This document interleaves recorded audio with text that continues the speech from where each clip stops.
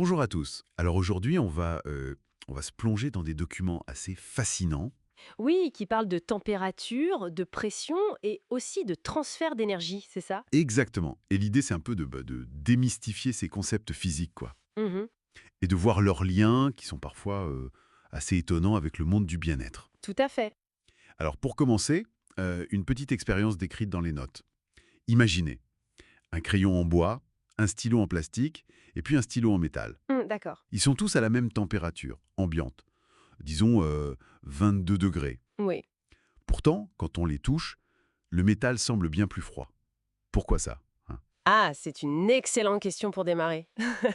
Ça illustre parfaitement la différence entre la température et la chaleur. D'accord. Les sources le disent bien. La température, bon, c'est une mesure en degrés Celsius ou Kelvin, ça mesure l'agitation des particules en gros. Ok.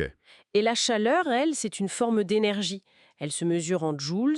C'est l'énergie qui est transférée justement à cause d'une différence de température. Hmm. Donc vos stylos, ils sont bien à la même température, mais leur capacité à échanger de la chaleur avec votre main, ce qu'on appelle leur capacité thermique, elle est différente. Ah voilà.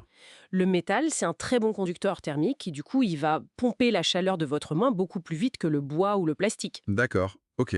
Et c'est cette vitesse de transfert, cette chaleur sensible qui s'échange rapidement qui donne cette sensation de froid, pas la température de l'objet lui-même en fait. Ah, je vois. C'est super intéressant. Donc notre ressenti, il est lié à la dynamique de l'échange, pas juste à la valeur affichée sur un thermomètre. C'est contre-intuitif, mais logique. Exactement. Bon, parlons pression maintenant. Une des notes décrit une expérience assez incroyable. Un verre d'eau, plein, renversé, mais l'eau est retenue juste par un bout de carton. Ah oui, l'expérience classique mais toujours aussi parlante. Comment ça tient? C'est quoi l'astuce? Ben, il n'y a pas vraiment d'astuce, c'est la force invisible mais bien réelle de la pression atmosphérique. La pression de l'air? Oui, l'air qui nous entoure a un poids et il exerce une force sur toutes les surfaces, y compris sur le dessous du carton. D'accord. Et cette force de l'air qui pousse le carton vers le haut, elle est plus grande que le poids de l'eau dans le verre qui lui pousse vers le bas. Ah d'accord. Techniquement, la pression, P, c'est une force F appliquée sur une surface, S. P égale Fs. On la mesure en pascal ou parfois en bar. Ça vient des chocs constants des molécules de l'air. Fascinant cette force invisible. Et les documents, ils font ensuite le lien entre température et pression avec la loi des gaz parfaits. Alors ça sonne un peu souvenir de lycée, non? Oui, un peu, mais pas de panique. En gros, cette loi PV égale nRT, elle décrit comment se comportent les gaz. Ce qu'il faut retenir ici, c'est simple. Pour une certaine quantité de gaz, dans un volume fermé, comme une bouteille, Oui. si on chauffe ce gaz, donc on augmente sa température, sa pression va augmenter aussi. Hein. Les molécules s'agitent plus, elles cognent plus fort contre les parois. Et inversement, si on refroidit, la pression diminue. C'est directement lié. D'accord, c'est logique. Et c'est là, je suppose, que ça devient pertinent pour les applications mentionnées dans nos sources, comme la presso-esthétique ou la thermothérapie. Exactement, on y arrive.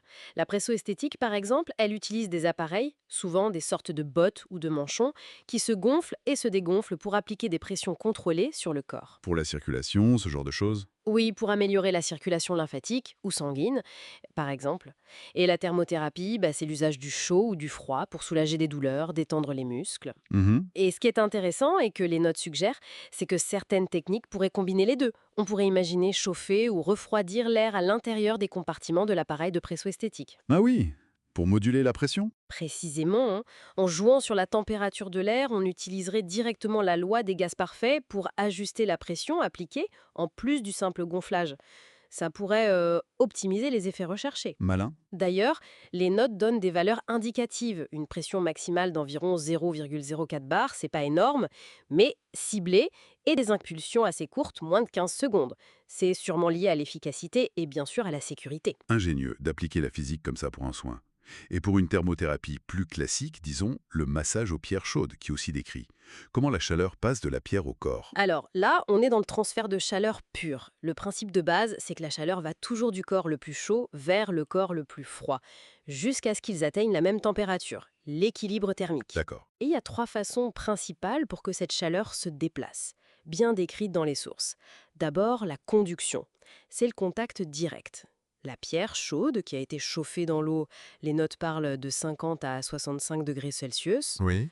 Posée sur la peau, elle transfère directement sa chaleur au tissu, par contact. C'est le mode principal ici. Ok, la conduction. Ensuite, il y a la convection. Ça concerne les fluides, comme l'air.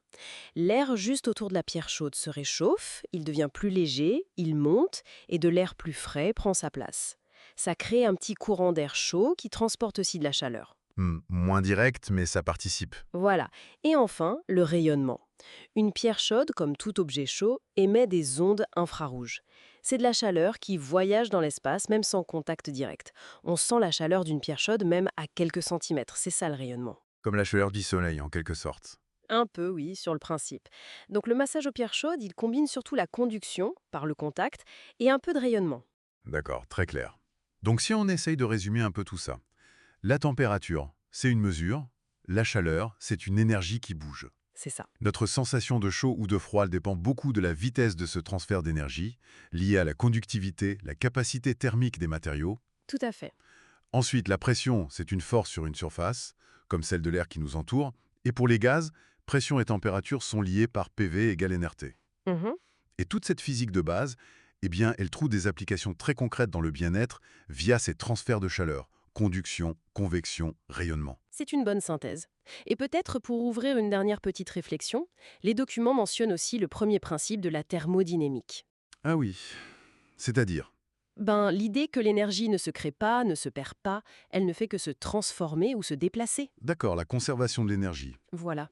Et en gardant ça en tête, on pourrait se demander, au-delà des soins esthétiques ou de bien-être, comment est-ce que cette compréhension des transferts d'énergie, que ce soit la chaleur ou le travail lié à la pression, pourrait influencer nos choix au quotidien? Comment ça? Pour gérer notre propre énergie, notre vitalité, ou même l'énergie de notre environnement, de notre maison, de façon plus consciente, peut-être plus efficace. C'est juste une question ouverte à méditer.